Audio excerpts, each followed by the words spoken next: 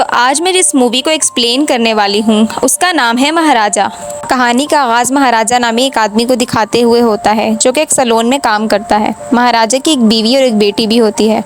अब हमें दिखाया जाता है कि महाराजा एक खिलौने की दुकान में कुछ खिलौने देख रहा होता है और उसी दुकान के सामने ही उसकी बीवी और उसकी बेटी सामने वाले घर में बैठे होते हैं। महाराजा अपनी बीवी से पूछ रहा होता है कि कौन सा खिलौना लूँ। महाराजा की बीवी को एक भालू पसंद आता है। उसी का बिल करवाने के लिए महाराजा वापस शॉप में अंदर जाता है। अब इतनी ही देर में हमें दिखाया जाता है कि जिस घर में महाराजा की बीवी और उसकी बेटी बैठी होती है उस घर से एक ट्रक की टक्कर हो जाती है और पूरा घर बर्बाद हो जाता है। अब हमें कुछ सालों बाद का सीन दिखाया जाता है जहां हम महाराजा, उसकी बेटी और लक्ष्मी को देखते हैं। लक्ष्मी किसी इंसान का नाम नहीं है बल्कि एक डस्टबिन है। ट्रक के हादसे में महाराजा की बीवी तो नहीं बच पाई पर उसकी बेटी ऐसी बची क्योंकि उसके ऊपर एक लोहे का डस्टबिन गिर गया था।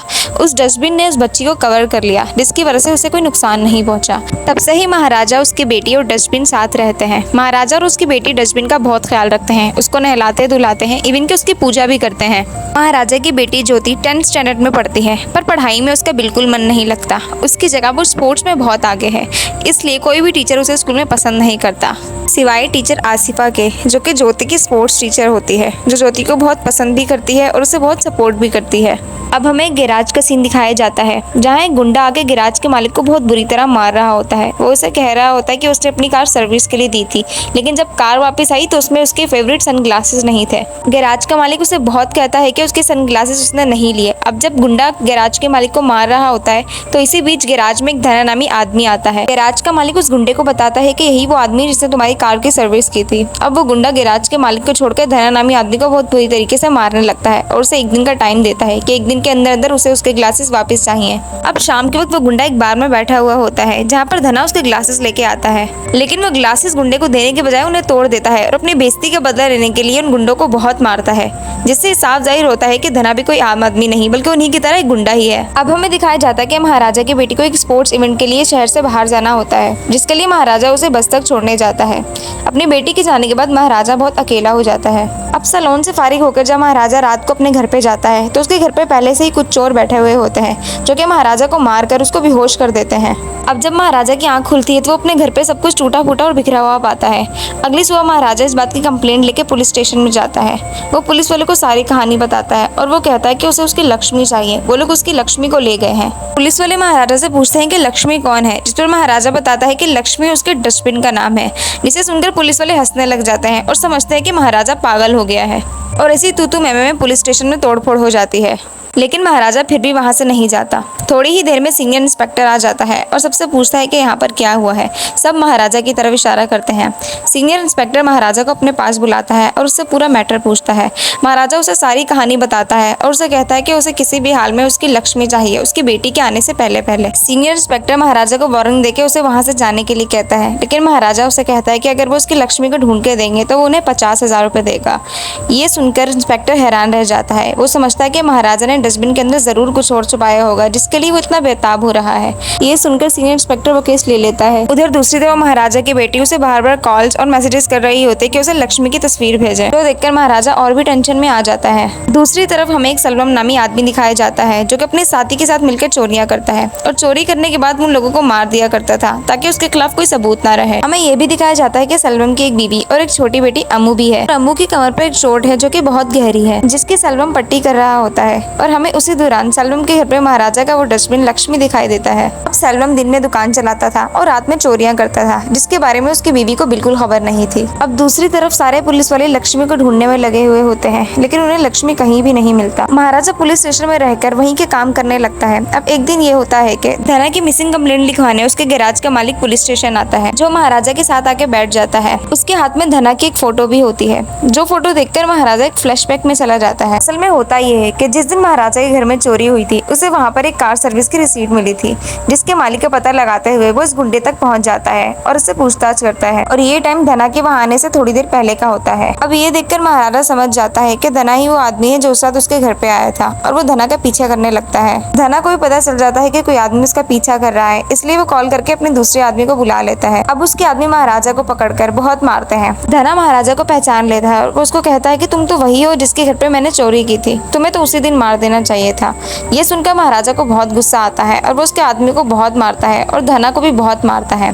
धना उसको बताता है कि उस रात मैं अकेला नहीं था, मेरे साथ 2 और आदमी थे और उनमें से एक तो पुलिस वाला था। महाराजा उसे बहुत पूछता है कि बाकी के 2 आदमी कौन थे, लेकिन धना नहीं बताता, जिससे महाराजा को और गुस्सा आता है और वो धना को बहुत मारता है, जिससे धना वहीं मर जाता है। महाराजा को पता लगाना था कि वो पुलिस इंस्पेक्टर कौन है, इसलिए महाराजा पुलिस स्टेशन में काम कर रहा था। अब दूसरी तरफ हमें दिखाया जाता है कि जब पुलिस वाले को डस्टबिन नहीं मिलता तो वो एक डुप्लीकेट डस्टबिन बनवाने के लिए जाते हैं। इसी दौरान सीन सेल्वम पे शिफ्ट होता है, जहाँ उसकी बेटी का आज बर्थडे होता है। अपनी बेटी के बर्थडे के लिए उसने एक गोल्ड का लॉकेट बनवाया था, जिसे रिसीव करने के लिए वो पहले गोल्ड की दुकान पर जाता है। वापसी में आते वो अपनी शेव बनवाने जाता है और शेव बनवाने वो कहीं और नहीं बल्कि महाराजा के सैलून में ही आता है। अब होता यह है कि दाढ़ी बनाते हुए ट्रिमिंग मशीन की बैटरी खत्म हो जाती है और महाराजा बैटरी डलवाने के लिए बराबर वाली दुकान में जाता है। इतनी ही देर में सेल्वम को उसके साथी सबरी, जिसके साथ मिलकर वो चोरियां किया करता था, उसकी कॉल आती है। सबरी उसे बताता है कि उनके सारी चोरियों के बारे में आज के अखबार में छपा हुआ है, जिसपे सेल्वम कहता है कि वो घबराई नहीं, वो कुछ करता है। जैसे ये बोल के वो फोन काटता है तो पीछे मुड़ के देखता है कि उसके पीछे महाराजा खड़ा हुआ होता है, जिससे सेल्वम को शक होता है कि महाराजा ने उनकी सारी बातें सुन ली है। उस वक्त ना सेल्वम कुछ बोलता है ना ही महाराजा कुछ बोलता है। महाराजा सेल्वम की दाढ़ी बनाता है और सेल्वम उसे पैसे देके वहां से चला जाता है, लेकिन घर जाके भी वो टेंशन में रहता है। अब जब वो घर जाता है तो वो देखता है कि उसके पास उसकी बेटी का वो सोने का लॉकेट नहीं होता, तो उसे याद आता है कि वो शायद उसे उस दुकान पे छोड़ आया है। अब दूसरी तरफ जब महाराजा सोने के लॉकेट को दुकान पे देखता है तो उसे वापस करने के लिए वो सेल्वम के घर की तरफ जाता है। अब सेल्वम जैसे ही घर से बाहर निकलता है तो वो महाराजा को देखता है और महाराजा के आगे वो देखता है कि वहाँ पर पुलिस भी है, तो उसे ऐसा लगता है कि ये पुलिस महाराजा ही लेके आए, उसने मेरी सारी बातें सुन ली थी, जबकि ऐसा नहीं था। महाराजा ने कुछ भी नहीं सुना था, वो तो बस लॉकेट देने वापस आया था। अब होता ही है कि पुलिस वाले सबरी को वहीं मार देते हैं और सेल्वम को सबके सामने एक्सपोज कर देते हैं। अब सेल्वम की बीवी को भी उसके बारे में पता चल जाता है, जिसे सुनकर वो टूट जाती है कि वो इतने बुरे इंसान की बीवी है। अब पुलिस वाले सेल्वम को गिरफ्तार करके लेके जा रहे होते हैं और सेल्वम बहुत गुस्से से महाराजा को देख रहा होता है और दिल ही दिल में उसे बदला लेने की ठान लेता है। अब दूसरी तरफ पुलिस वाले सेम टू सेम लक्ष्मी जैसा एक डस्टबिन बनवा लेते हैं, लेकिन अब उन्हें एक चोर ढूंढना होता है। तो सीनियर इंस्पेक्टर कहता है वो हमेशा की तरह ही एक पुलिस वाले को चोर बना के महाराजा के सामने पेश कर देंगे। इसी के लिए उन्हीं का एक इंस्पेक्टर नल्ला स्वामी कहता है कि वो चोर बन जाएगा और नल्ला स्वामी को पूरी कहानी समझाने के लिए कि असल में उस रात क्या हुआ था, वो दोबारा से महाराजा को पुलिस स्टेशन बुलवाते हैं और उससे दोबारा से उसी रात की कहानी पूछते हैं, ताकि नल्ला स्वामी सारी कहानी समझ जाए और उसे बयान देने में कोई मुश्किल पेश ना आए। अब होता यह है कि जैसे जैसे महाराजा कहानी सुना रहा होता है तो नल्ला स्वामी फ्लैशबैक में जा रहा होता है और उसके दिमाग में एक अलग ही कहानी चल रही होती है। और दोस्तों, यहाँ इस मूवी का सबसे बड़ा खुलासा होता है, जिसे सुनकर आपके होश उड़ जाएंगे। तो असल में महाराजा ने जो कहानी पुलिस वालों को बताई थी, ऐसा कुछ हुआ ही नहीं था। असल में कहानी ये थी कि उस रात को महाराजा की बेटी ज्योति घर पे आई थी अपने कैंप से तकरीबन रात को 10 बजे ही। वैसे तो महाराजा रात के 10 बजे तक घर पे पहुंच जाता है, लेकिन उस दिन उसने ज्योति के लिए नए शूज लेने थे, इसलिए वो थोड़ा लेट हो गया। अब उसी वक्त सेल्वम, जिसने महाराजा से बदला लेना था, अपने 2 साथी नल्ला राज और धना के साथ महाराजा के घर पर आता है। अब उस वक्त महाराजा तो घर पर नहीं होता, इसीलिए वो उसका बदला लेने के लिए ज्योति के साथ गलत करके उसे वहाँ छोड़कर भाग जाते हैं। अब जब महाराजा घर आकर अपनी बेटी का ये हाल देखता है तो वो बिल्कुल टूट जाता है और वो जल्दी से ज्योति को हॉस्पिटल लेके जाता है। और जब ज्योति को होश आता है तो अपने बाप महाराजा से कहती है कि वो कौन लोग थे जिसने मेरा ये हाल किया है, वो उन लोगों को जल्दी से जल्द पकड़े। इसीलिए महाराजा पुलिस में कंप्लेंट लिखवाने जाता है, लेकिन वहाँ पर वो उन्हें ज्योति का नहीं बताता, बल्कि वो कहता है कि उसका डस्टबिन खो गया है। और यही वजह थी कि महाराजा पुलिस वाले को डस्टबिन ढूंढने के लिए इतनी बड़ी रकम दे रहा था।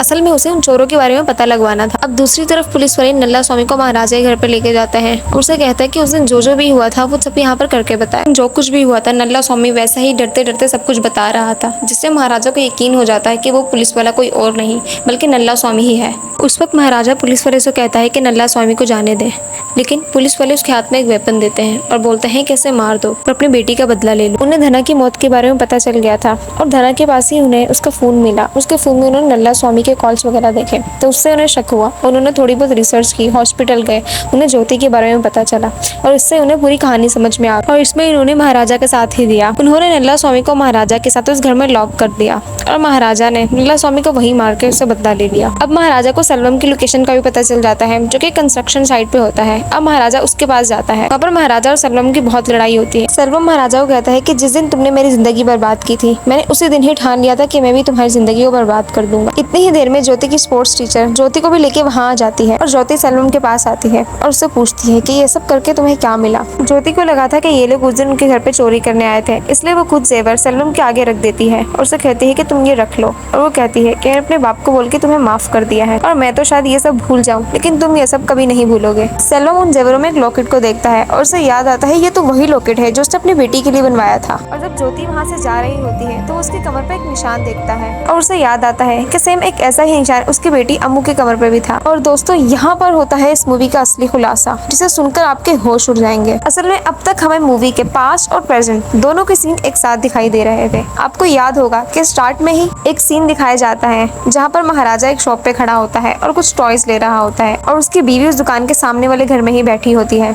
तो वो सीन पास्ट का होता है। असल में होता ही है कि जब पास्ट में पुलिस वाले सेल्वम को पकड़कर जा रहे होते हैं तो उसकी बीवी सेल्वम से सारे रिश्ते नाते तोड़ देती है और उसे कहती है कि अगर वो मर भी जाए तो वो उसके पास ना आए और उसकी बेटी से उसका कोई ताल्लुक नहीं है।